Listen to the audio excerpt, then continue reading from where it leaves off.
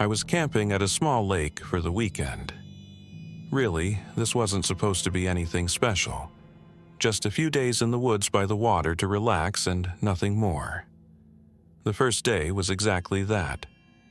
I got there, set up camp, and chilled for the whole day and night. This was kind of out in the middle of nowhere. It had a thin footpath leading to it, but it wasn't marked on any maps online or anything, so only locals would probably know about it. My dad used to take me here when I was a kid.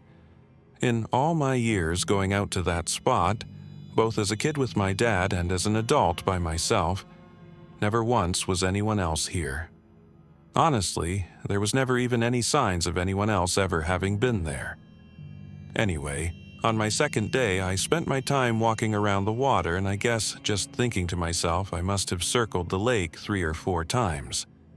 During those hours of walking, everything was quiet and nice.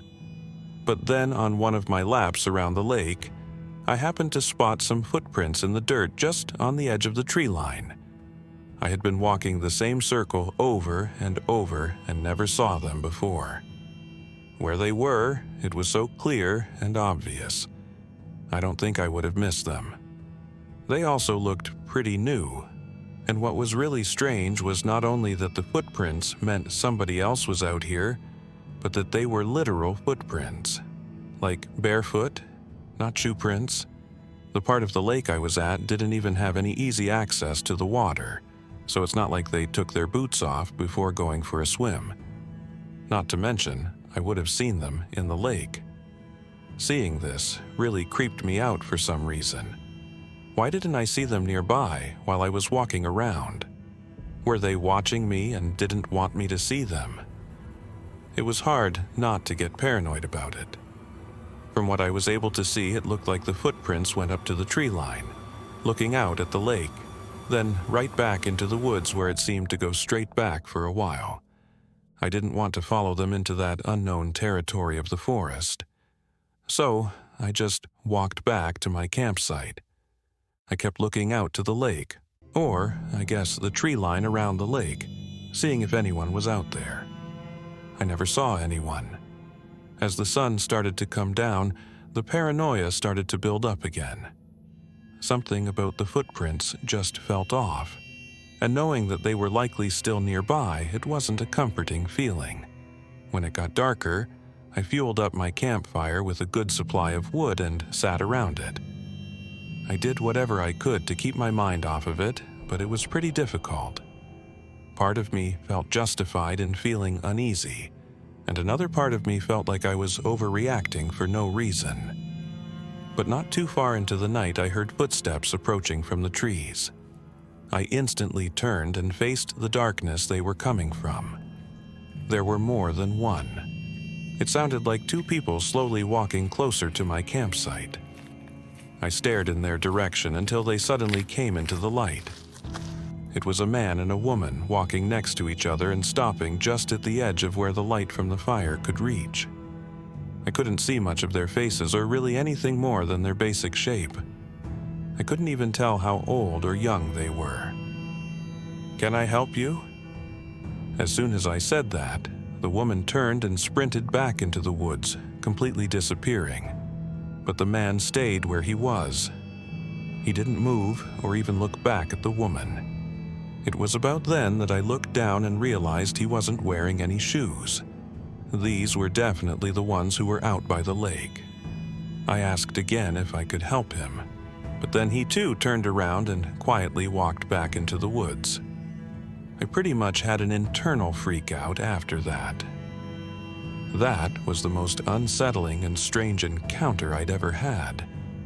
Almost not even feeling real. I didn't want to be in those woods for another second. I immediately started to pack my things. I'm not the kind of person to stick around when things get sketchy. Thankfully, my setup was easy to put up and take down, so I had everything tied down in my bag and ready to go within a few minutes. I didn't know where they went, but I didn't want to still be here if they came back. I kicked out all the unlit logs from the fire so it would burn out soon after I left. Then I hurried into the woods. The walk was nearly 2 hours. For the first 10 minutes, I was really on edge, unsure if I was being followed, but the further away I got, the better I felt. It was about 40 minutes into the walk. The whole woods was silent, not even any crickets or anything, when I suddenly heard running footsteps nearby. It was in the distance, maybe 100 feet from me, and it was definitely a person. I couldn't see anything, though, so I had to just keep walking. Only a few minutes later, I heard it again, this time on the other side of me. The footsteps seemed quieter than they should have been, too, which led me to believe that they were running barefoot, and that it was the same two I'd seen at the lake. If they'd been stalking me this far into the woods, who knows what they were trying to do. For a while, I'd keep hearing running footsteps in the distance. Just short bursts, like they were quietly stalking me and then suddenly sprinting away. I can't think of anything that would have been more terrifying than that walk through the woods. Somehow, though, I made it back to my truck. I was able to make it out of there. I wish I had more to say, or that I figured out who that man and woman were, or what they were doing out there, but I have nothing. Maybe I'm insane, but sometimes I wonder if they were even alive or not. I don't know, and I'm not sure I want to. I never went back. I'm a 24-year-old female from northern Arizona. This was a couple years ago. At the time, I was living out of a small camper van traveling along the West Coast. There's a lot of different lifestyles. People like to live in these types of vans or RVs. I always tried to keep out of the big cities and stick to small towns for camping in between destinations. But for the most part, I like to camp out in the backcountry. Being in the middle of the woods with nobody else around was where I found myself most comfortable and where I most enjoyed the lifestyle of traveling. I think part of it is that it was always safer to be out by yourself in the forest than it was to be stealth camping in a busy parking lot in the middle of a city. Don't get me wrong, it can still get creepy at night, but I always know I'm better off out there with nobody around. This week, I was slowly traveling between two big cities in Washington. I was taking my time, staying on the back roads and hunkering down at campsites for several days at a time. On this day, I pulled off the road and onto a small dirt trail going deep into the forest. There were a few pull-off spots, but none were taken, and it looked like nobody had been down here in a while. So I kept going, hoping to secure a larger and more scenic spot. At the end, there was a large circle to pull off on.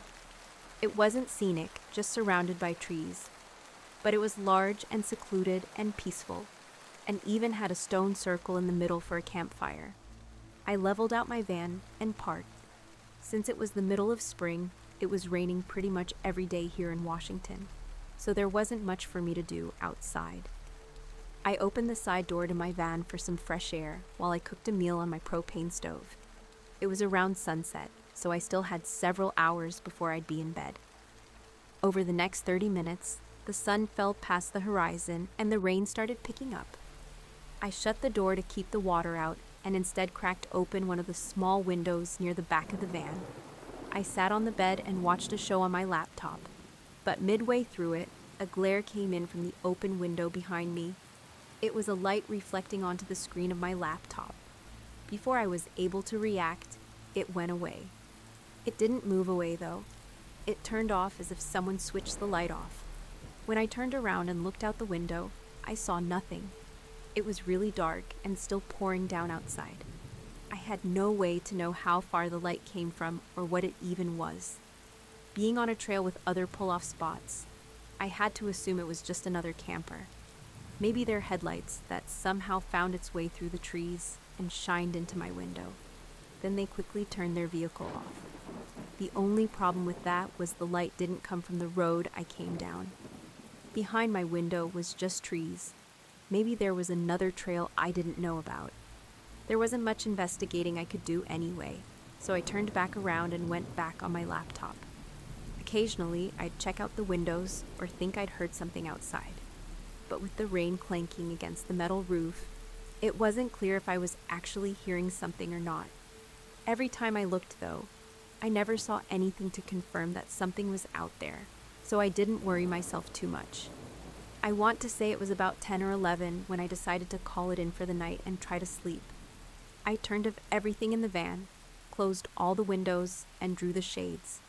It was nearly pitch black inside. I got under the covers and tried to sleep. Usually, I didn't have much trouble at all, but tonight I just couldn't manage to fall asleep. Unfortunately, the rain picked up even more after an hour and thunder started rolling in. It was very loud and made it impossible to even try to sleep. About 2 hours into the night, and through all the harsh rain and thunder, I swear I heard something move outside. It was just loud enough for me to know I really heard something. It sounded like someone or something running and kicking over a branch on the ground somewhere just outside of my van. As soon as I heard it, there were no other sounds. It was so dark, I couldn't even see the ground beneath the window.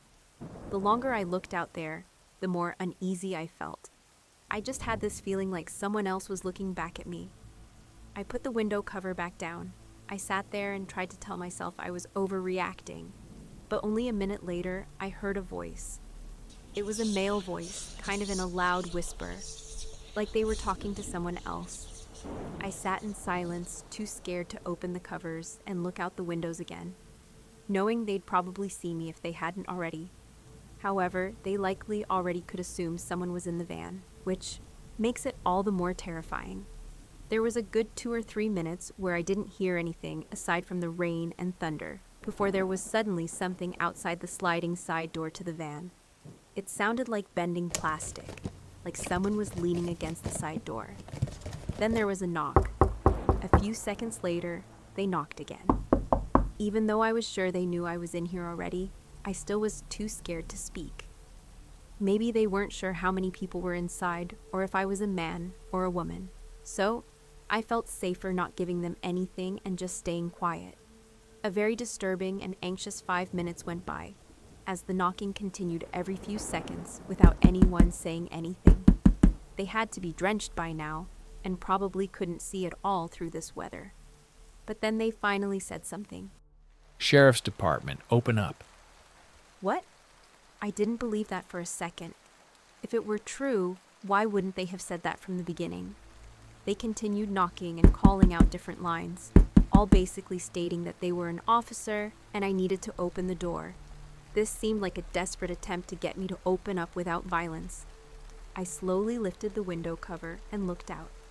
All I could see was a dark figure moving near the door, but from the shape of it, it didn't look like he had any sort of law enforcement gear on, so I was sure this was about to get really bad. I debated in my head what to do for 30 seconds, as it felt like the knocking got more and more impatient before I decided to risk getting into the driver's seat and trying to drive away. As soon as I went up there and turned the car on, I heard 2 sets of footsteps running up to the side of the van. I began pulling out just as a figure appeared in the window next to me. Thank God the van didn't get stuck, and I was able to get out onto the trail. As I drove away, I never saw any other vehicle down the road, which makes the intentions of these unknown people likely really disturbing. I put in a report with the county, who of course said no officers were out there that night, but I never got any follow-up. Things could have gotten really bad out there, but I haven't had anything else happen since then.